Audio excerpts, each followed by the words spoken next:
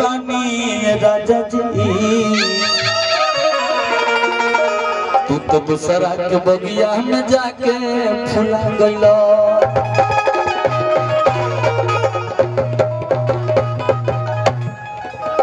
है ना बता अरे भाई ना भागो मत है ना कैसे तू फोने से तू भगवान जी से निहोरा करतिया किया जो हो पहिला मिलनवा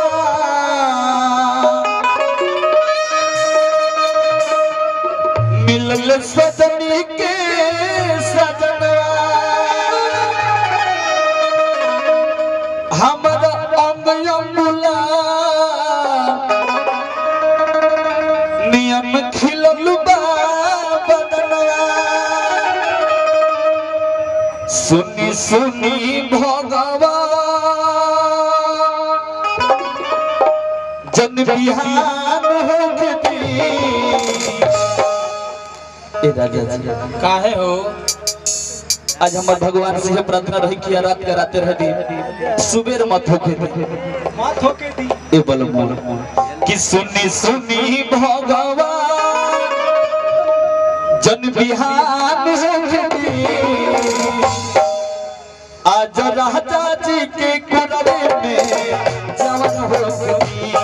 आज राजा जी के कुरवे में जवान हो गई आज हो पहिला मिलनवा मिलल सजनी के साजनवा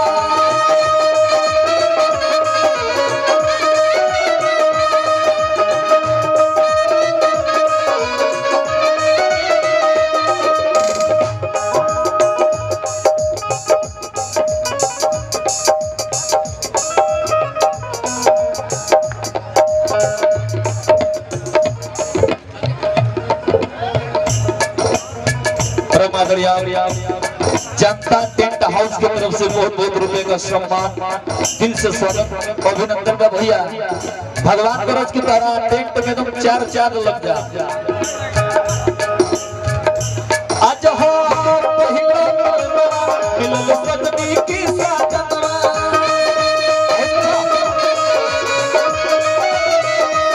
सुनी सुनी भगवान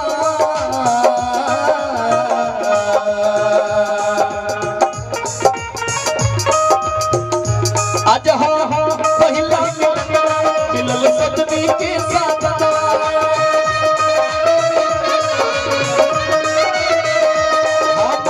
हम अंगुला अंग होइल बदनवा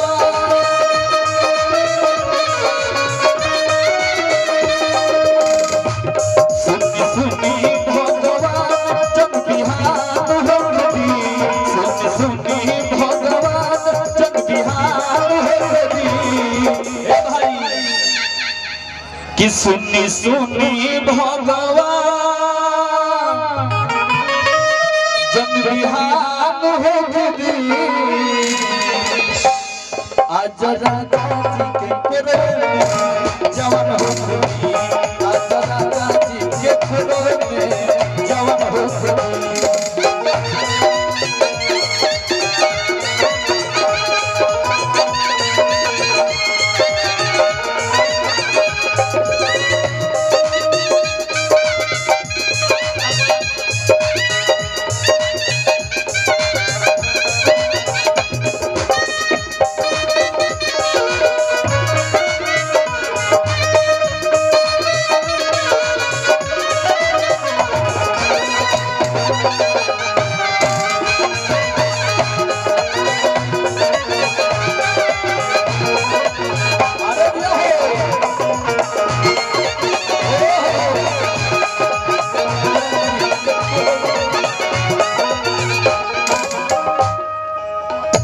तोलों डेरा लोग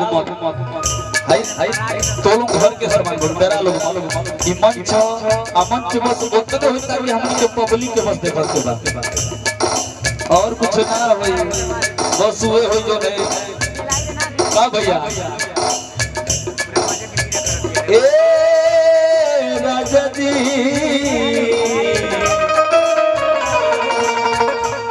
ए सैया जी बलम जी एक करे जाओ तू है लो पगली है ना आओ कैमरा में आओ छोटको हमारे ले तारा के छोटको ले तारा के ना राजा जी के होठों से होठ जब साटी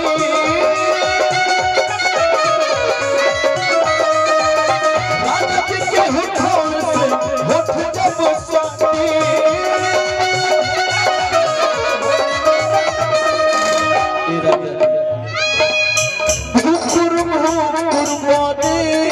हमरा दिलवा के बाती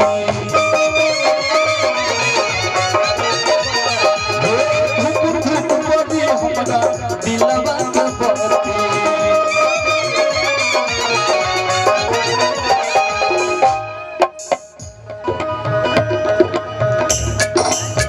हुकुर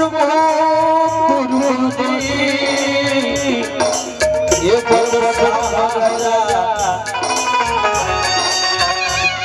जितेंद्र भैया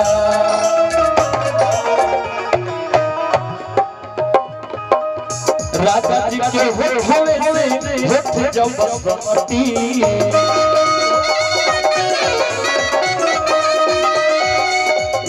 भुकुर भुकुर बाती हमरा दिलवा के बाती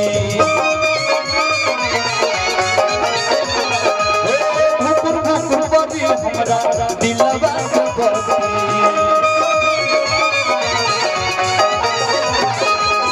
कहतड़ी आज जल्लो भोग के दरिया में नहा लेवती आज जल्लो भोग के दरिया में नहा लेवती ए भाई किया जल्लो भोग के दरिया में अरे नहा लेवती आज राजा जी के कुरव में बिहान होके